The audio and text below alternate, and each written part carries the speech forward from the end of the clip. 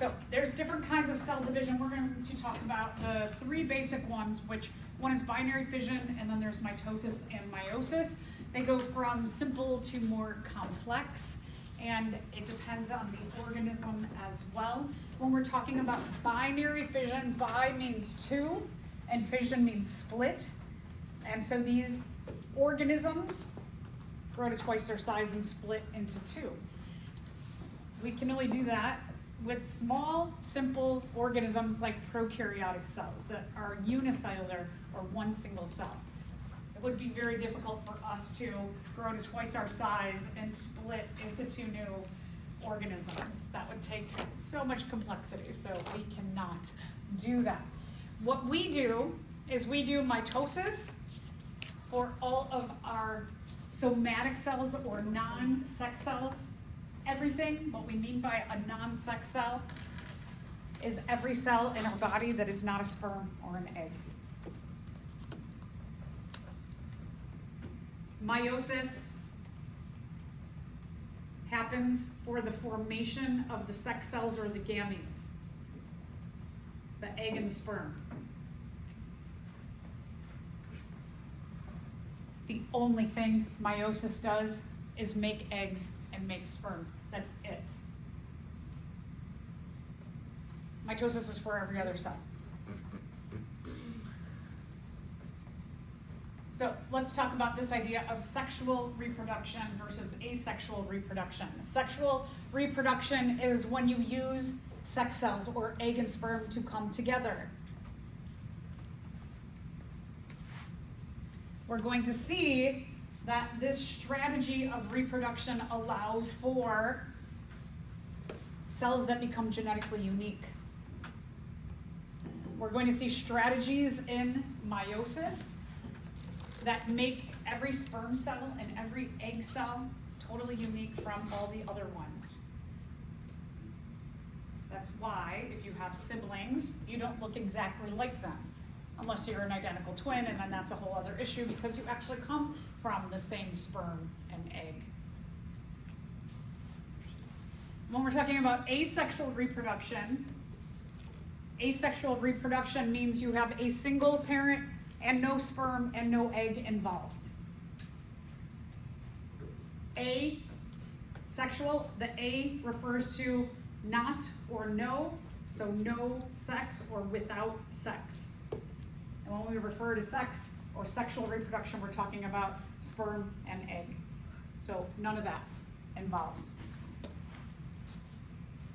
If we're talking about organisms that are prokaryotic, we're talking about binary fission. If we're talking about us, our mitosis comes from a parent cell that makes two new cells that are genetically identical. So no genetic diversity there, and going from the parent cell to the offspring cells. And this idea of genetically identical, one of the things about that is that is ideally that when we're talking about the volume of DNA that's copied from one cell, what we often call the parent cell to the daughter cells or the offspring cells, is that when the volume of DNA is copied, it's copied pretty quickly, and you can make mistakes. It's kind of like if I told you all, hey, your notebook, your blue notebook there, I need you to copy it 4 times by Monday. Otherwise, you're not going to pass the class. So if you're like, oh my gosh, this is crazy. Do you think if you tried to hand copy that 4 times by Monday, you would make mistakes? Absolutely, right? Just, you don't intend to though. You're intending to do it right. But because you have to do this process so quickly, there is a high likelihood that mistakes are going to be made. So this is kind of ideal that when we're talking about the copying of cells from a parent to the daughter cells, mistakes are made by accident, and that is not intentional, so the cells are trying to be as identical as possible. That's why these always break. Okay, so get into binary fission. Oh, sorry, first we're gonna talk about zygotes. All right, so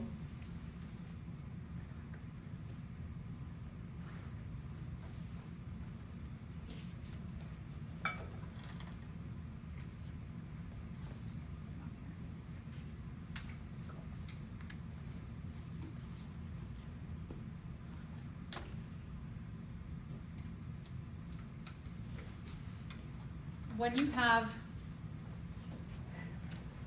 an egg cell, so the technical name for our eggs are called oocytes. This double O is like site.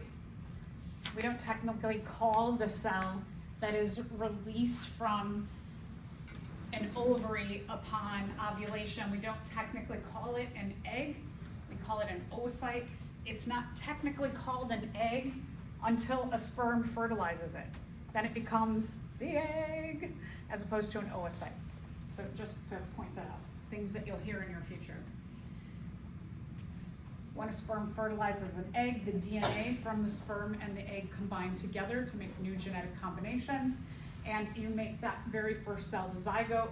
These two little dots here indicating if we're talking about humans, 23 chromosomes from the oocyte or egg and the 23 chromosomes from the sperm. And so when they come together, they make a nucleus with 46 chromosomes, and then this cell is going to cleave. It's going to divide into two cells. That's what we call the first cleavage, and then it will divide into 4 cells, and then it will divide into thousands of cells. Those cells just continuously keep replicating until you get to about the end of the first week, and then you have a differentiation of the cells that are made. In that first couple of weeks of this, what we call cleavage, all of the cells have a high potency. What that means is that any of the cells in the first 2 weeks of embryo formation, this process, is that these cells are not programmed or destined to be any one thing in particular yet. And by the end of the second week or the beginning of the third week of development, they undergo what's called gastrulation, and they start to commit to be 3 different categories of cells. When we're talking about potency in the first 2 weeks, these are what we would call the most potent stem cells. That these stem cells in the first 2 weeks after conception, or the joining of the sperm and the egg together, those cells can be programmed to be whatever. So they have a lot of what we call potency or flexibility. And then after the second week, when they undergo gastrulation, they have a small window of medium kind of potency, that those cells can be within one of 3 categories of cells, so they kind of got to stay in their own category in terms of potency or manipulation as stem cells. And then eventually you get to, they are committed to being the thing that they are. So just a little info about stem cells. So the zygote, when the sperm and the egg come together, they have what's called a diploid number. Di means 2, and it refers to our chromosome number. The diploid number comes from 1, 2, a set from sperm, a set of chromosomes from sperm, and a set of chromosomes from egg. And so when we're talking about a diploid number in terms of our human sperm and egg, that each the sperm and the egg, they carry 23 chromosomes in their nucleus. And so then you add the 23 and the 23, and you make 46. And this is what we call diploid. That the zygote then becomes a diploid. We call these haploid. Haploid means 1 set of chromosomes. Diploid means 2 sets of chromosomes. And again, you have 2 sets because 1 set from sperm and 1 set from egg. So diploid means 2 sets of chromosomes there.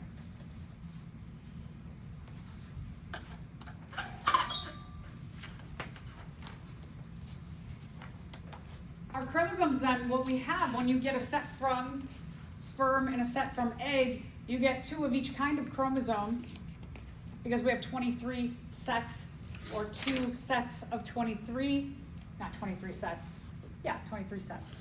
I said that right. You have 2 of each kind of chromosome. 2 number 1s, 2 number 2s, all the way down to your last pair, which are your sex chromosomes. In this case, this person, and looking at what we call a karyotype, where during mitosis, when all the chromosomes are laid out within the cell, you can freeze that cell, you can lay out the chromosomes to see the sets of chromosomes, and we can see here that this individual has 2 X chromosomes, which indicates that this is a biological female then. If their last set has an X and a Y, then they are a biological male. So the homologous chromosomes, you have a pair of each. Homologous means similar, so they are of the same size, the same shape, and they have the same gene banding pattern, which means the same genes are in the same order on your homologous chromosomes.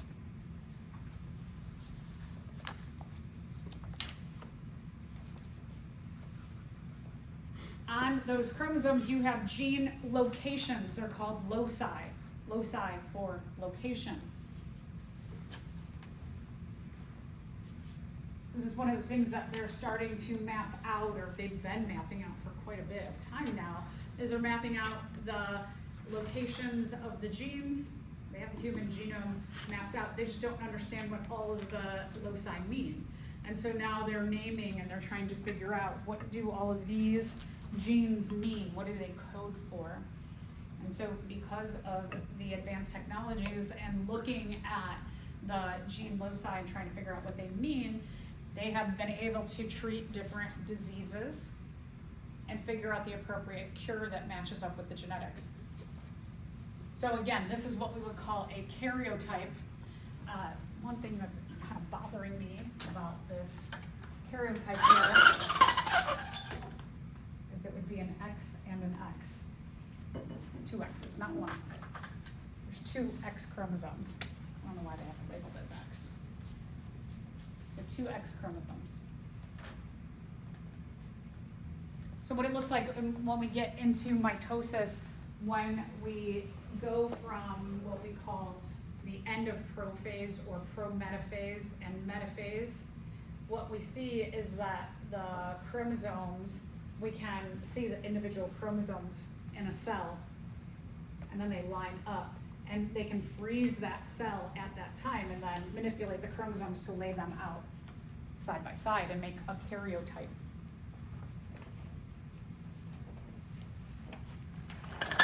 The term haploid. Haploid means 1 set. Egg has 1 set of chromosomes, sperm has 1 set of chromosomes. Haploid plus haploid, haploid plus haploid make diploid. 23 plus 23 make 46.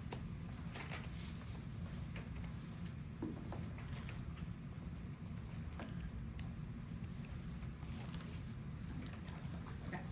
So our genome. Our genome are all the genes of an organism.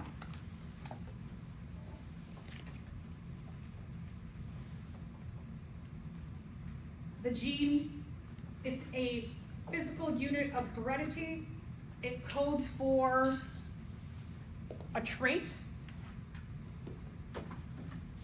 Traits can be how you physically look, both outside and inside, how you work physiologically, and genes also code for our behaviors, how we act and why we act. And we have behaviors that, most of our behaviors are intended to lead to our survival, our fight against what's going on in our environment to stay alive.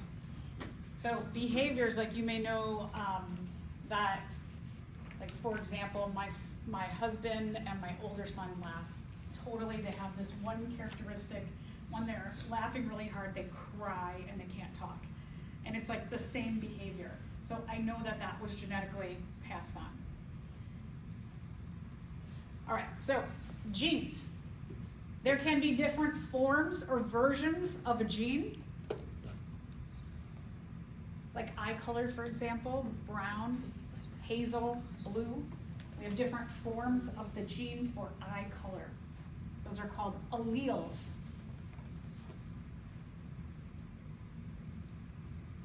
You have 2 alleles for every trait. Why do you have 2 alleles for every trait? Because we got 2 from our parents. Right, good. So 2 from the bio parents, right? You get 1 from bio mom, 1 from bio dad, 1 from egg, 1 from sperm. So there's, don't forget, 2 alleles for every trait, 2 alleles for every trait, 2 alleles for every trait. There's 2 alleles for every trait. There's 2 alleles for every trait. I will say this a lot so that you remember, because when we get to looking at what we call a dihybrid, or 2 different traits at the same time, if you can't focus on 2 alleles for every trait, then things go awry. So we'll come back to this idea that a trait is the description of what a gene is coding for. So it could be coding for eye color, brown or blue, or hazel. Could be handedness. Are you right-handed or are you left-handed? You have, when we're talking about a trait, you have the phenotype, which is the physical expression of the trait. When I'm talking about the phenotypes of handedness, I'm talking about right and left, are the phenotypes, the physical descriptions of that trait. We also have another way of looking at a gene, and information about the gene is we also look at the, I'll get to that a bit why I'm at, but we also get to the genotype. The genotype are what are the 2 genes that code for that trait. So, for example, when we're talking about handedness, they could be capital R, they could be a capital R and a small r, and they could be a small r and a small r. So we have the genes are the genotypes, and the physical expression is the phenotype. We'll come back to genotype in just a bit. In prokaryotic cells, the genome, they have 1 circular chromosome. You can see it's all wound up. It's kind of like this. If you have a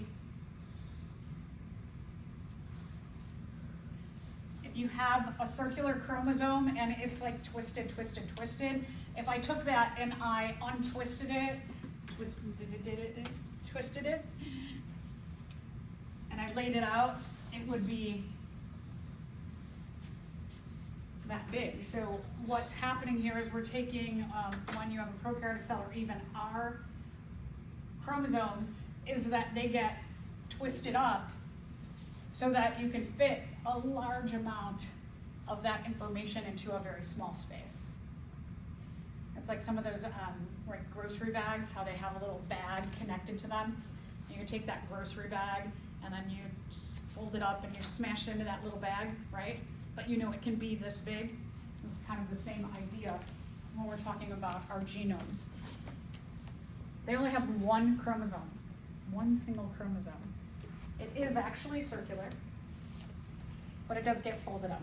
That 1 chromosome is called the nucleoid. I also just want to mention that most prokaryotic cells also have additional DNA in little small rings that float around in the cytoplasm, and those are called plasmids. There's a whole wild thing that they do with plasmids, is that the plasmids, these little rings of DNA, they can share them with each other, but they don't do any mating. So they share DNA in the way of sharing these little tiny plasmids, but they don't make sperm or egg. So they kind of get around that idea of not able to produce sperm and egg by sharing the plasmids with one another. And they can use things like these, which are often called pili. They're little like hair-like extensions. They have what's called a sex pilus, and they can poke that into another prokaryotic cell, and they can ship across a plasmid or grab a plasmid from them. They can do this amongst the same species, but they can also do this amongst other species. And that's weird because typically organisms do not share DNA with organisms that are not the same species as them. And for the prokaryotes, that's really great for them. And one of the things that they share with one another is antibiotic resistance, which is great for them, but real bad news for us. because sometimes on these little plasmids, there are genes for resistance to different antibiotics, and they can share them with other species. Lots of research needs to be done in these areas. So you can see with eukaryotic cells, with our cell, this is not us, this is a plant cell or a fungus, something that has a cell wall, that our DNA is encapsulated in a double-bound membrane structure called the nucleus. So a big difference is that their chromosome is in the cytoplasm. So it can be subjected to other things that are floating around in the cytoplasm. But we have evolved the ability to make these double layer membranes, and just like our plasma membrane, the membrane of the nucleus can also allow certain things in, and certain things they can say, nope, no exposure. And so there's a lot more regulation and protection of our genetic material than what prokaryotic cells have. And I keep saying ours, this is a plant, but we have the same deal. We also have a nucleus as well. All right, so now let's talk a little bit about the process of fission or binary fission in a prokaryotic cell.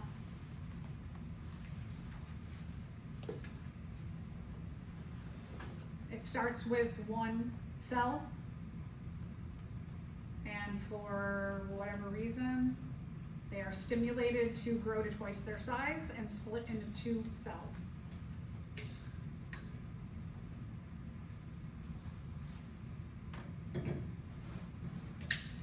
You call the original cell the parent, and you call the offspring cell daughter cells.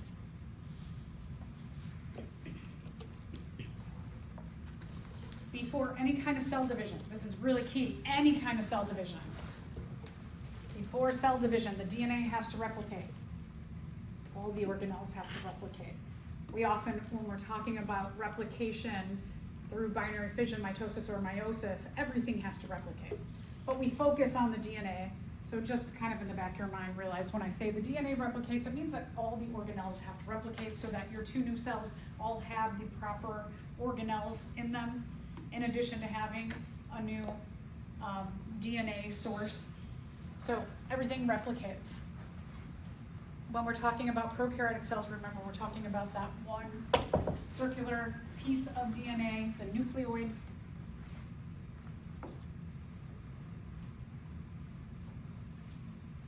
They don't float around the cytoplasm. They are attached somewhere within the membrane, the inner membrane, which is the plasma membrane.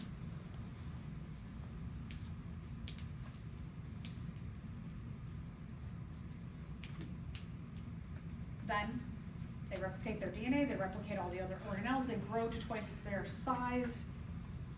So then they can divide up, whole set of organelles, whole set of DNA, pinch in, and make two new cells. So here's one example of a prokaryotic cell actually doing binary fission, or finishing up, I should say. And here's another example. So they make this look a lot smaller. Again, it's more like this, which means it's more like that.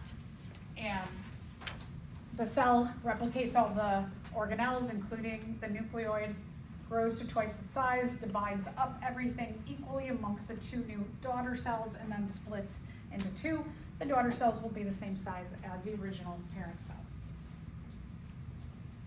Okay, so now let's talk about us. Let's talk about higher organisms. I would hate what we call them higher organisms, because prokaryotic cells have been around for billions of years. So being simple, is that better than being complex? We could argue about that. So mitosis. We use mitosis in all the cells in our body except for making sperm and making eggs. So it is used for, mitosis is used for growth, repair, development, and maintenance. You all are mostly in the repair and maintenance. You've done most of your growing and your developing. You might have a little bit more to go.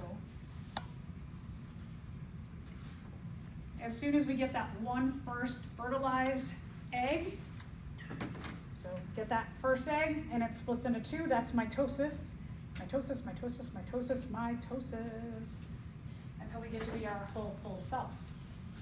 Remember again, mitosis is for every cell in your body except for the making of sperm and making of egg. Meiosis is only for making of sperm and making of egg. Mitosis does everything else. What's the difference between growth and development in this context? Growth might be just like number of cells. Development more like what do the cells specialize in doing. So like coming from just that splitting of cells, and growing is like, they go pretty hand in hand. Development is more like specializing. We do have stem cells in our body our whole life. So they're more like, it's kind of like we have our stem cells in our body and they have very limited ability or potency as we are adults. We have stem cells in our brain, we have stem cells in our bones, for example. So those can grow and then those cells develop into specialized cells. Most of our cells really are doing more of this. That kind of more technically is like the non-specialized cells. Yeah. Okay, so here in this illustration, we've got a lot of mitosis. First cell, when it splits, mitosis. All this is mitosis to becoming an embryo, becoming a fetus, becoming a baby, to becoming an adult. Adults produce egg and sperm through meiosis. Meiosis is only this right here for making egg and sperm. So this is the only meiosis right here. Mitosis, mitosis, mitosis, mitosis. So again, remember, meiosis is only making sperm, making egg, making sperm. That's it. That's all meiosis does. Mitosis is for everything, including what's happening in your bodies right now as you replace any cells that need replacing. Okay, chromosome number and mitosis. We have a very strict regimen of how mitosis goes, how meiosis goes, so that our chromosome number always stays at 46 for all of our somatic cells or our body cells, and it stays at 23 for egg and sperm. Here's the thing about DNA. You know, we often might think like more of something is such a good thing. I mean, like money, right? If you had a lot more money, we can argue that's a good thing. It's always a good thing up to a point, and then it makes you a little cuckoo. It actually makes you unhappy, but anyway, that's a whole other discussion. But we often might think like more of something, if you have more, that's good. But sometimes, right, having too much of a good thing is not a good thing anymore. So the deal is with DNA, is the DNA is like, nope, no extra anything ever. We want the exact amount of chromosomes with the right amount of genes, the right amount of DNA. Because DNA, what it does, and we'll talk about this in our last unit, is that DNA codes for proteins, and then those proteins go off into other metabolic pathways and they become everything that's important in our body, and they can become other things like lipids within our bodies. If you have too much of that DNA making protein, too much protein causes diseases. So for example, a person who has Down syndrome, they make too much cardiac protein and it causes them to have heart issues. It causes them to have a lot of other holistic issues in their body, like joint issues, for example. So this is super important when we're talking about mitosis or meiosis or even binary fission, is that having too much DNA is a bad thing. Now, we can understand, I think, that having not enough DNA is a bad thing, right? Because if you have a chromosome, like the Y chromosome, for example, that codes for all of the male reproductive structures, and if you are missing a Y chromosome, that person has 0 reproductive structures. Okay, so that's like clear that if you're missing DNA in the process of cell division, that would be really bad, right? But also having too much is really bad. So the chromosome number being constant is super important to the health and the growth and the organization of an organism. So when we're talking about especially mitosis and meiosis, we have a set of things that happen in a certain order that ensures that we get the right amount of DNA or chromosomes in each of our new cells. So if a parent cell has 16 chromosomes, the 2 daughter cells will have how many chromosomes each? 16. Okay, so I heard a C. Thank you. They're genetically identical. The parent and the daughter cells are genetically identical. Before cell division, this parent doubles their DNA to 16 plus 16 is 32, and then 32 chromosomes split between the 2 daughter cells, so that each daughter cell gets half, and they get 16 and 16. Parent cell 16, daughter cells are genetically identical with 16, because the DNA replicates before this process. Eukaryotic chromosomes, just a little bit about them. We have a difference, we're going to look at this under the microscope today, that our DNA takes different forms.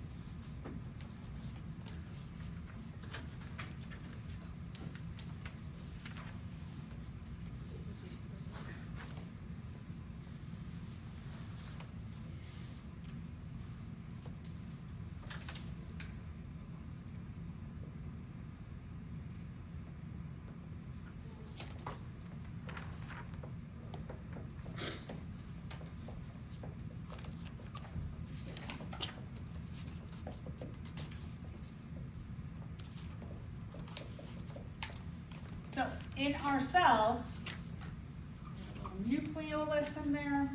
In our cell, our DNA,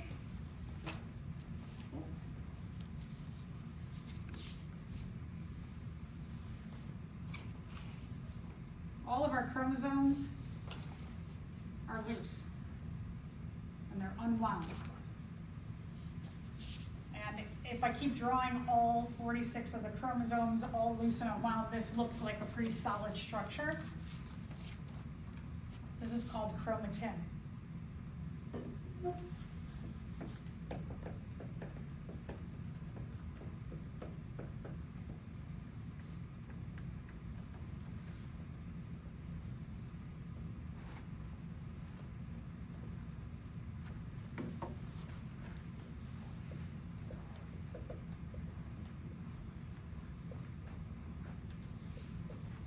That when I'm talking about a cell that's dividing,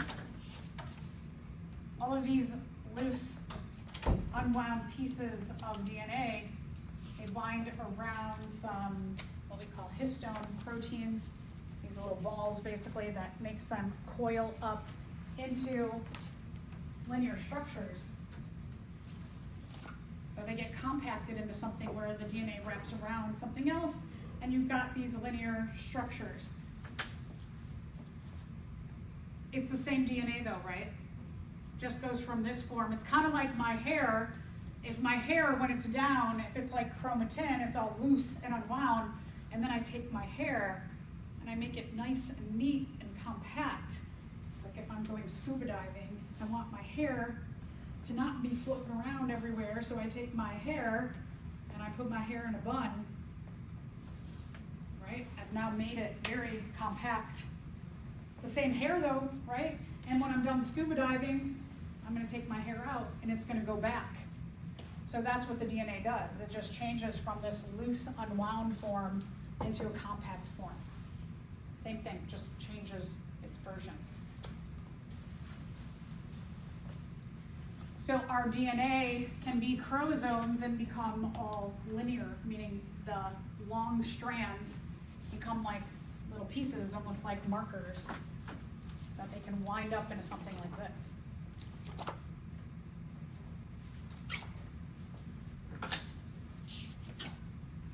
And when they become our linear chromosomes, the way that our long strings do that is they wind around histone proteins.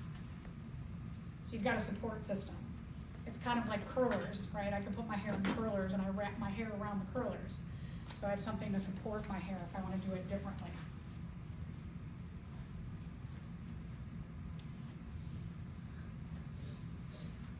The histones in groups form structures called nucleosomes. So you have a group of histones, they form a circular structure called a nucleosome.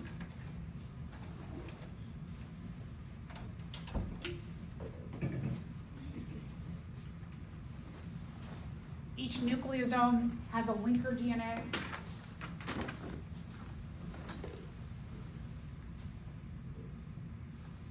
So it's kind of like this, that we have little balls. If my circle here of my fingers, if it's made up of a whole bunch of balls, the little balls are the histones. The whole circle of histones is a nucleosome. And then when you have two nucleosomes together, they're connected by a little piece of linker DNA so that you can keep binding those stacks of nucleosomes upward.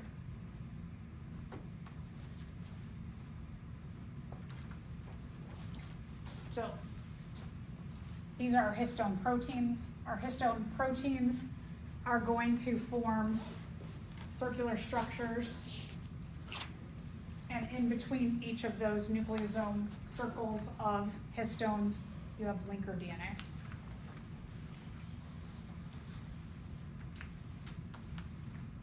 So you're going to take a look under the microscope today at different forms of DNA. So this particular cell here, do you hypothesize that this is the DNA in the form of chromosomes or chromatin? Chromosome. Okay, so this is what I'm referring to. See that?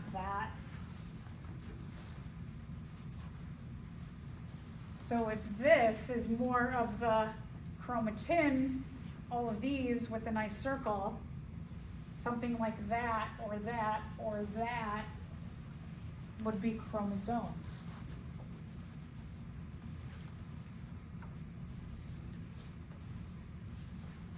When you're looking under the microscope, the majority of the cells are going to be in just kind of their regular everyday life. So they're going to be utilizing their DNA unwound. The reason why it's unwound is so that portions or genes, portions of your DNA on your chromosomes, particular genes can be read so that the genes can make things that we need in our cells.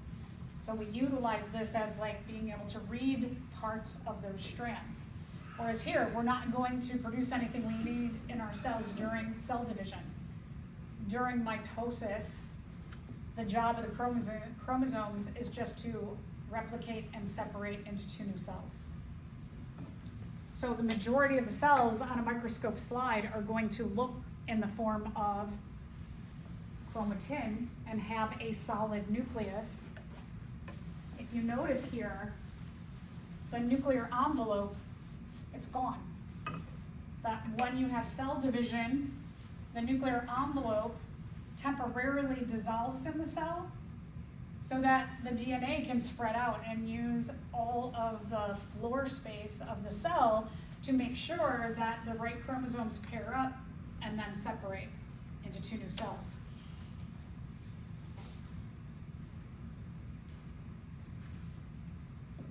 At the tip, so all of this, what we're talking about, is that on the ends of the chromosome, so the strands of DNA, whether we're talking about when it's chromatin and it's unwound or wound around the histone proteins, that the ends of the DNA our chromosomes have protective caps on them called telomeres. And our telomeres, what we know about them is with every cell division, a little bit of your telomere breaks off. And what happens to your telomeres and those protective caps over time is that they get smaller and smaller and smaller, and that's one of the reasons why we age. So a lot of people are doing research to try and find how do we keep our telomeres intact so that we don't age. There's a lot of people searching for the quote-unquote fountain of youth in labs, not more so because they want us to just be able to live forever for just no important point, but the act of aging causes us to, like for example, your neurons, right? Your neurons don't work as well as you age. And so when your neurons don't work as well, sometimes your motor skills are off. And let's say that you just like are walking along and your motor skills and your lower legs mess up, you could trip and fall. And one of the dangers is that as you get older, your bones become more brittle, also because of the aging process, and you can break bones. And so they're thinking in labs like, hey, wouldn't it be great if we could strengthen the bones and strengthen the neurons as you get older so you don't have that risk of falling and breaking a bone? Because they say that when a person has a major bone break, that usually within the next year they break another bone. So this idea of keeping our telomeres intact, that's just an idea of like trying to help us as we get older and age. You know, some people will go in the other direction and try and use our telomeres to make no wrinkles and things like that.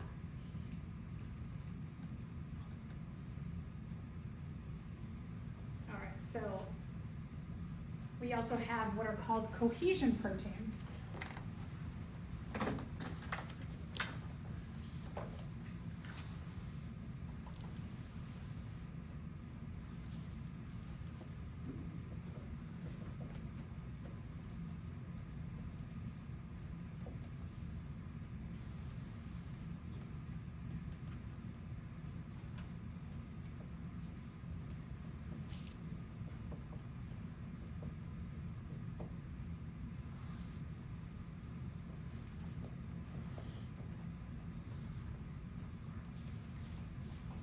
When your chromosomes replicate,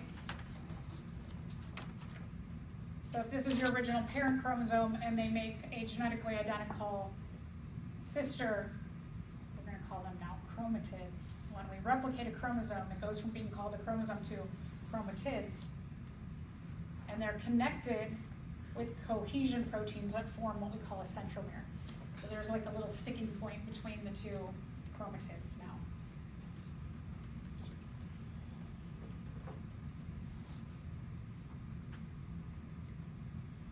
Okay, term, again, chromosome and chromatid. When you have a single chromosome, it's called a chromosome. When that chromosome replicates, it's connected by cohesion proteins in the centromere, makes that genetically identical copy. Now these chromosomes we call chromatids. A chromatid is a replicated and connected chromosome.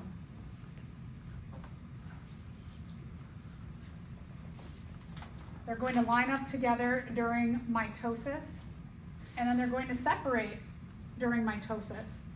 When they separate into individuals again, now we're going to call them again chromosomes. So chromosome, chromatids, chromosomes. Singles are chromosomes, connected are chromatids. Singles are chromosomes, connecteds are chromatids. So again, you might want to circle chromosome, chromatids, chromosome, chromatids, chromosomes.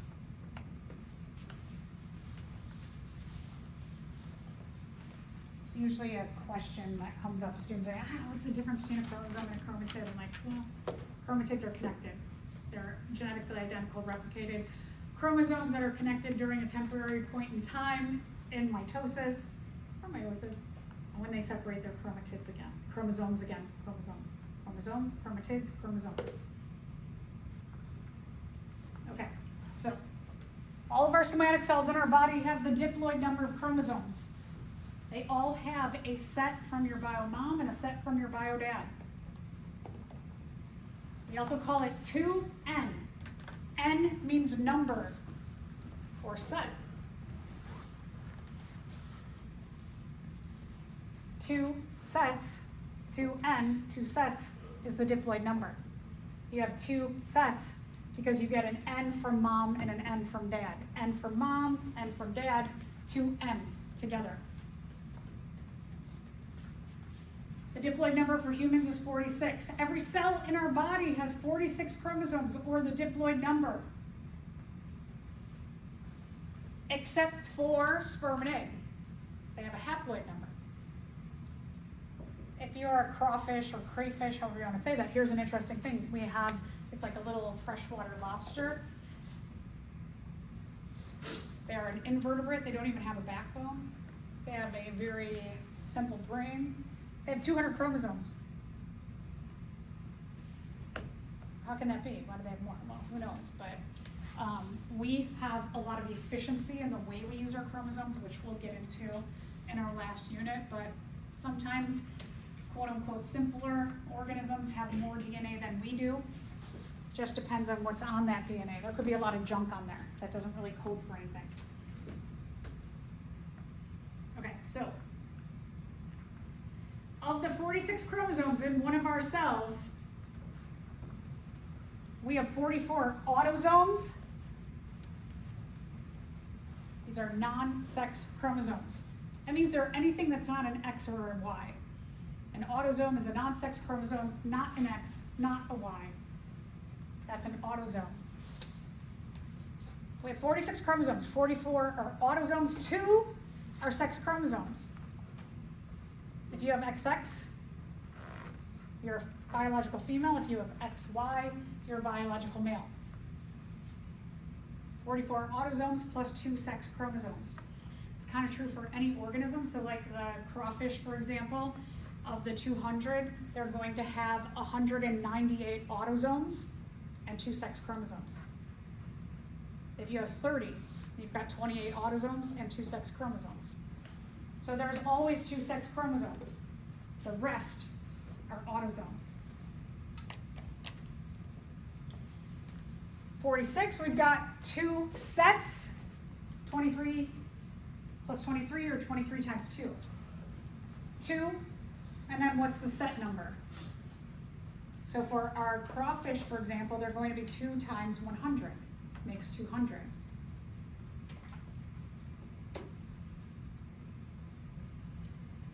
The diploid number is formed in mitosis. Mitosis makes all of our somatic cells, or our body cells, or our non-sex cells. And these are the cells that do growth, repair, development, and maintenance.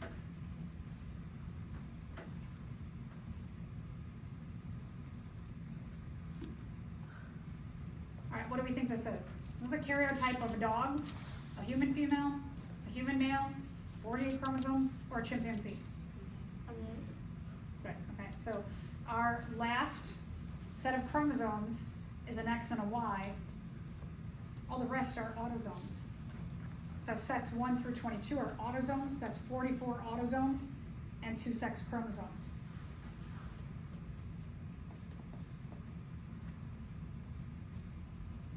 Okay, ew. The haploid number is 1 set of chromosomes, whatever your set is as an organism.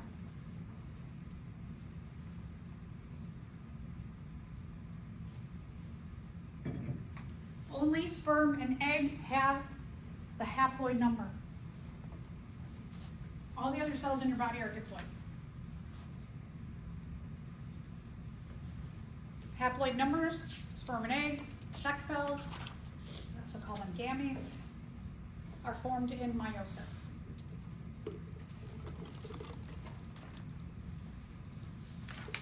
The haploid number in humans is what?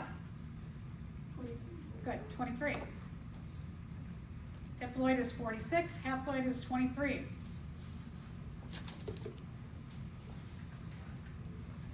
All right, so humans, 23 is our haploid number, as I mentioned before.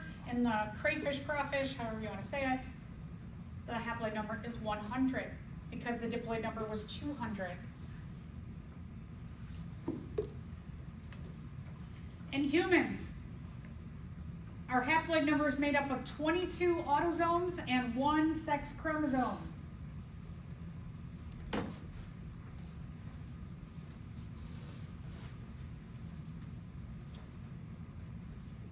So your XX or your XY, right? You get 1X from bio mom, 1X from bio dad, you're a biological female. If you get 1X from biological mom and a Y from biological dad, you're a biological male.